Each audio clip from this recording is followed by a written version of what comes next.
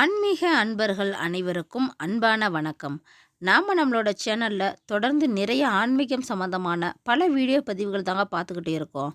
அந்த வகையில் நாம் இன்னைக்கு என்ன பதிவு பார்க்க போகிறோம் அப்படின்னா, டிசம்பர் 13ஆம் தேதி கார்த்திகை தீபத்துக்கு பிறகு ரிஷப ராசிக்காரங்களுக்கு எந்த மாதிரியான பலன்கள் கிடைக்க போகுதுன்னு தாங்க. ஸோ வீடியோவை ஸ்கிப் பண்ணாமல் முழுசாக பாருங்கள். இந்த ரிஷப ராசிக்காரங்களோட பலன் ரொம்பவே இன்ட்ரெஸ்டாக இருக்க போகுது. ஃபஸ்ட்டு நாம் தீபத்தோட பலன்கள் எப்படி இருக்குன்னு பார்த்துடலாம். அதோட டேட்டு டைமு இதெல்லாத்தையும் ஃபஸ்ட்டு பார்த்துடலாங்க. நெக்ஸ்ட்டு ரிஷப ராசிக்காரங்களோட பலன்களை தொடர்ந்து பார்க்கலாம். பொதுவாகவே திருவண்ணாமலை அப்படின்னு சொல்கிறப்பயே நம்ம எல்லாருக்குமே நினைவுக்கு வர்றது கோவிலும் அதுக்கு பின்னாடி இருக்கிற மலையும் தாங்க. இந்த மலை 2668 அடி உயரம் கொண்டதாய் பிரம்மாண்டமாக நின்றுட்டு இருக்குது.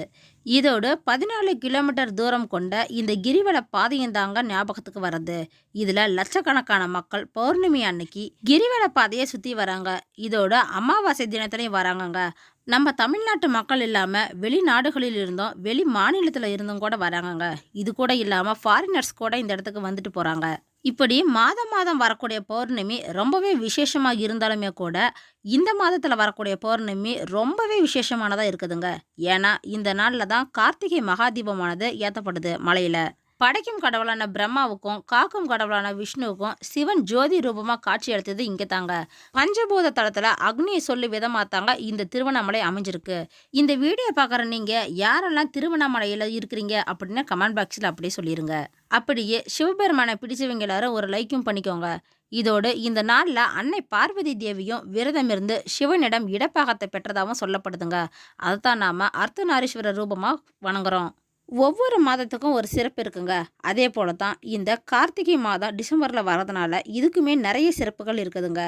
இதில் விசேஷ நாட்களாக நிறையவே அமைஞ்சிருக்குது. கூடவே இது கார்த்திகேயனுக்கு உகந்த நாளாகவும் சொல்லப்படுதுங்க.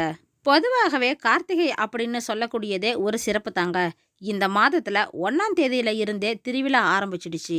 அதிலிருந்து தீபம் முடிந்து அடுத்த நாள் வரைக்குமே கொண்டாட்டமாக இருக்குங்க. இந்த திருவண்ணாமலை கோயிலில் தினமும் ஒரு சாமி ஊர்வலமாக எடுத்து வரப்படுது. ஒவ்வொரு சாமியும் விதவிதமாக அலங்கரித்து ஒவ்வொரு வாகனத்தில் வருதுங்க. இதை மக்கள் பல பேர் நின்று வணங்குறாங்க. அதனால் இந்த டிசம்பர் மாதம் முழுசுமே நீங்கள் எப்போ போனாலுமே திருவண்ணாமலையில் ஒரே கொண்டாட்டமாக இருக்குங்க. இந்த மாதத்தில் தினமுமே நாம் வீட்டில் விளக்கேற்றலாங்க. அதனால் வீடு ரொம்பவே சுபிட்சமாக இருக்கும் அப்படின்னு பெரியவங்க சொல்லியிருக்கிறாங்க. இதில் தீபத்துக்கு முதல் நாள் தாங்க பரணி தீபம் வைக்கப்படுது. இது ரொம்பவே விசேஷமானதாக இருக்குது. ஏன்னா தீபம் வைக்கிறது மூலியமாக ஒவ்வொருத்தரும் அவங்களோட வாழ்நாளுக்கு பிறகு சேர்த்து வைக்கிற புண்ணிய பலன்கள் நாளாக தாங்க இந்த பரணி தீபம் நாள் சொல்லப்படுது. நமக்கு இருக்கிற பாவத்தை போக்கக்கூடியது தாங்க இந்த பரணி தீபம் அப்படின்னு சொல்கிறாங்க. இதை யம தீபம் அப்படின்னு சொல்கிறாங்க. ஏன்னா இந்த பரணி நட்சத்திரமானது முன்னோர்களை வழிபடுறதுக்கு ரொம்பவே நல்ல நாள் அப்படின்னு சொல்கிறாங்க. அதனால தாங்க இந்த நாளில் தீபம் ஏற்றி வழிபடுறாங்க. யம தர்மராஜன் அருளை பெறுறதுக்கும் இந்த பரணி தீபம் ரொம்பவே உதவியாக இருக்குதுங்க. நமக்கு மேக்சிமம் இந்த விஷயம் நிறைய பேருக்கு தெரியறது இல்லைங்க. அதனால தான் இவங்க முத நாள் பரணி தீபம் ஏற்றாமல் அடுத்த நாள் மகா கார்த்திகை தீபத்தை ஏற்றிட்டு அதிலிருந்து அடுத்த நாள் அதுக்கு அடுத்த நாள் அப்படின்னு 3 நாட்கள் தொடர்ந்து செய்கிறாங்க. ஆனால் இது கரெக்டாக அப்படின்னு பார்த்தா இல்லைங்க. ஃபஸ்ட்டு பரணி தீபம் ஏற்றணும் முத நாள், 2வது மகா கார்த்திகை தீபம் ஏற்றணுங்க சாயந்தரத்தில், அடுத்த நாளும் சாயந்தரம் 6 மணிக்கு தீபம் ஏற்றணுங்க. இதுதான் சரியாக வழிபடுறதுக்கான நாள். இந்த பரணி தீபத்தை திருவண்ணாமலையில் அதிகாலையில் ஏற்றுவாங்க. அதாவது காலை ஒரு 4 மணிலேருந்து 5-6 மணிக்குள்ளே ஏற்றிடுவாங்க. நாம் இந்த பரணி தீபத்தை வீட்டில் ஏற்றுறோம் அப்படின்னா அது சாயந்தரம் 6 மணிக்கு மேலே ஏற்றலாங்க. இந்த டிசம்பர் மாதத்தில் நமக்கு பரணி தீபமானது 12ஆம் தேதி வருதுங்க.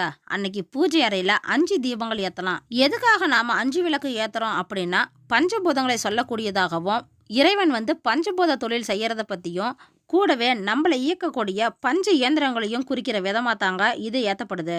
இதை நம்ம வீட்டில் வட்ட வடிவில் வச்சு ஏற்றலாங்க. இது எல்லா பக்கமும் பார்த்த மாதிரி எரியும். அதனால் நன்மைகள் நமக்கு கிடைக்கிற வகையில் தாங்க இருக்குது. இதில் ஒரு விளக்காவது நெய் விளக்கு ஏற்றலாங்க. இந்த கார்த்திகை தீபம் கொடியேற்றத்துடன் தொடங்கி திருவிழா கோலமாக மாறுதுங்க. இந்த நாளில் திருவண்ணாமலை ரொம்பவே விசேஷமானதாக இருக்குது. இந்த மகா தீபமானது நமக்கு டிசம்பர் 13ஆம் தேதி அமைஞ்சிருக்குங்க. அன்னைக்கு சாயந்தரமாக திருவண்ணாமலையில் மலை உச்சியில் மகா தீபம் ஏற்றப்படுது. இந்த மலை 2668 அடி உயரம் அப்படின்னு சொல்கிறாங்க. இதில் 5 அடி உயரம் கொண்ட கொப்பரையை எடுத்துகிட்டு போயிட்டு அதில் 3500 லிட்டர் நெய்யை ஊற்றி 1000 மீட்டர் காடா துணியை வச்சு இந்த தீபம் ஏற்றுறாங்க. இந்த தீபம் தொடர்ந்து 11 நாட்கள் எரியுதுங்க. இத காண லட்சக்கணக்கான மக்கள் திருவண்ணாமலைக்கு வந்துட்டு போறாங்க. இது 11 நாளுமே மக்கள் வந்து வழிபடுற நாளாவே வச்சிருக்கிறாங்க. இந்த மகா தீபத்தன்னைக்கு மக்கள் கோவில்லயும் வீடுகள்லயும் விளக்க ஏத்தி அலங்கரிக்கிறாங்க. மலையின் உச்சியில தீபம் ஏற்றிய பிறகு தாங்க வீடுகள்ல எல்லாருமே தீபம் ஏத்துவாங்க. வீட்ல அனைத்து இடங்கள்லுமே தீபத்தை வைக்கலாம். அது எந்த இடமா இருந்தாலும் பரவாயில்லங்க. இதோடு எவ்வளவு விளக்கு வேணாலும் வைக்கலாம். அது அவங்கவங்க வசதியை பொறுத்துங்க. கணக்கு கிடையாது இதுக்கு.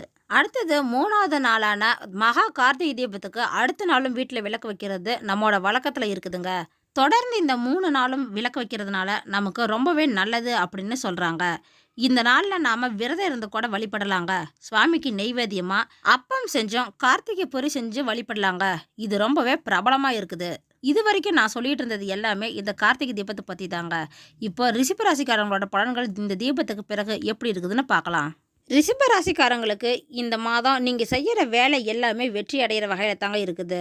நீங்க உணர்ச்சி வசப்படாம நிதானமா செஞ்சா எல்லாமே நல்லதா நடக்குங்க. எதுலையுமே கொஞ்சம் எச்சரிக்கையா இருக்கிறது நல்லது தான். அதிக முயற்சி செய்ய வேண்டி இருக்குங்க எந்த ஒரு விஷயத்தை நீங்க அடையறதுக்குமே. மேக்சிமம் இந்த ரிஷப ராசியில பிறந்தவங்க ரொம்பவே பொறுப்பா இருப்பாங்க. எந்த ஒரு விஷயத்தை செய்யறதா இருந்தாலும் ஒரு தடவைக்கு பல தடவை யோசிச்சு கரெக்டா செய்யணும்னு நினைக்கிறவங்க தாங்க இவங்க. இந்த மாதத்துல உங்களோட வேலைக்கு ஏத்த மாதிரி நீங்க நிறையவே டிராவல் பண்ண வேண்டியது இருக்குங்க. இந்த மாதம் குருவோட பார்வையும் இருக்குது. அதனால எல்லா தடைகளுமே உங்களுக்கு அகலப்போகுதுங்க. தொழில் வியாபாரம் விஷயமா இந்த மாதம் நீங்க ரொம்பவே அலைய வேண்டி இருக்குங்க.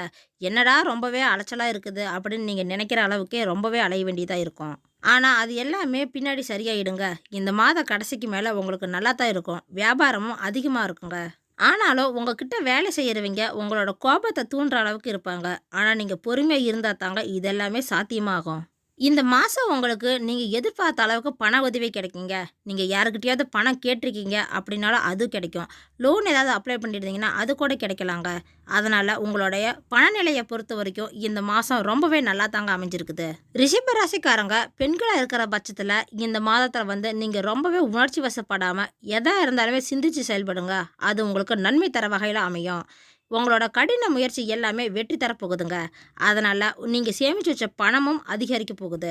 உங்களோட பணத்தை இரட்டிப்பாக்கிறதுக்கு என்ன வழி அப்படின்னு நீங்க யோசிச்சுப்பீங்க. ஆஃபீஸில் வேலை செய்கிறவங்க உங்களோட வேலையில் கொஞ்சம் கவனமாக இருக்கணுங்க. ஏன்னா இந்த மாதம் நிறைய வேலைகள் உங்களுக்கு இருக்குது. அதனால் கோபப்படாமல் கொஞ்சம் பொறுமையாக வேலையை செஞ்சு கொடுத்து நல்ல பேர் வாங்குங்க. அதனால் உங்களுக்கு வருமானம் வர வாய்ப்பும் இருக்குதுங்க. பொதுவாகவே ரிஷபராசிக்காரங்க வந்து ரொம்ப சிக்கனமானவங்களாக இருப்பாங்க. எதை கேட்டாலும் காசு இல்லை அப்படின்னு சொல்கிற அளவுக்கு தாங்க அவங்க நடந்துக்குவாங்க. ஆனால் அவங்களோட குடும்ப நிலையை உயர்த்துற அளவுக்கு அவங்க உழைச்சிக்கிட்டு தான் இருப்பாங்க. அந்த காசை எல்லாமே சேமித்து வச்சு எதிர்காலத்துக்கு உதவும் அப்படிங்கிற மாதிரி நினச்சிக்குவாங்க. இந்த மாதம் உங்களுக்கு மனநிறைவு தரக்கூட வகையில் தாங்க இருக்குது. உங்களோட வாழ்க்கை துணை அதாவது கணவனோ இல்லது மனைவியோ உங்களுக்கு உதவிகரமாக இருப்பாங்க. லாபம் கிடைக்கக்கூடிய வகையில் ஏதாவது உங்களுக்கு செய்வாங்க. குழந்தைகளுக்காக தாங்க நீங்கள் இவ்வளோ நாள் பாடுபடுறீங்க. அந்த குழந்தைகளை நல்லா வளர்க்கணும் அப்படின்னு நினைப்பீங்க. நல்லா படிக்க வைக்கணும் அப்படிங்கிறதுக்காக வெளிநாட்டுக்கு அனுப்பக்கூடிய வாய்ப்புகளை ஏற்படுத்தி கொடுக்குவீங்க.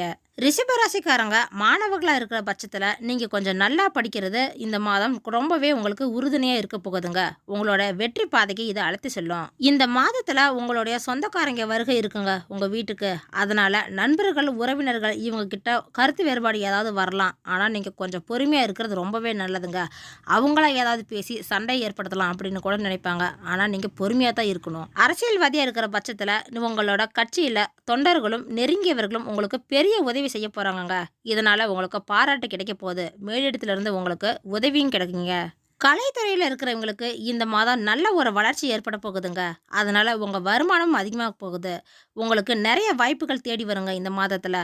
நீங்கள் அதை பயன்படுத்தினீங்கன்னா நல்ல ஒரு முன்னேற்றத்தை பார்க்கலாம். உங்கள் கூட இருக்கிற மற்ற கலைஞர்களால் உங்களுக்கு ஏதாவது உதவி கிடைக்குங்க. நன்மைகளும் ஏற்படலாம். சின்ன சின்ன மனஸ்தாபங்கள் இருந்தாலுமே கூட அது எல்லாமே இப்போ சரியாக போகுதுங்க. நீங்கள் பணத்தை சேமிக்கிற வாய்ப்பும் உங்களுக்கு கிடைக்க போகுது. ரிஷபராசிக்காரங்களுக்கு இந்த மாதத்தில் ஏதாவது வண்டி வாகனம் வாங்குற வாய்ப்பு இருக்குதுங்க. நீங்கள் சேமிச்சுத்த பணத்து மூலமாக வாங்குவீங்க. இல்லைன்னா புதுசாக லோன் போட்டாவது ஏதாவது வாங்குவீங்க. ஒட்டுமொத்தமாக சொல்லப்போனால் இந்த மாதம் ரிஷபராசிக்காரங்களுக்கு ரொம்பவே நல்லா இருக்குதுங்க. சின்ன சின்ன தடைகள் ஏதாவது வந்தாலுமே கூட அதை பரிகாரம் மூலமாகவே சரி செஞ்சிடலாம்.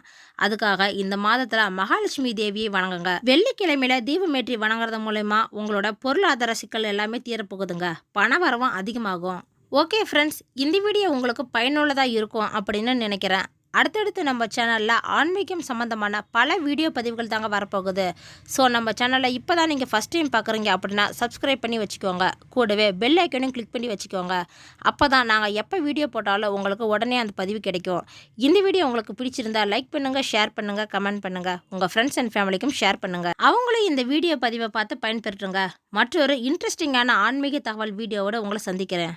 ஆன்மீக அன்பர்களான உங்களுக்கு நன்றியும் வணக்கமும்.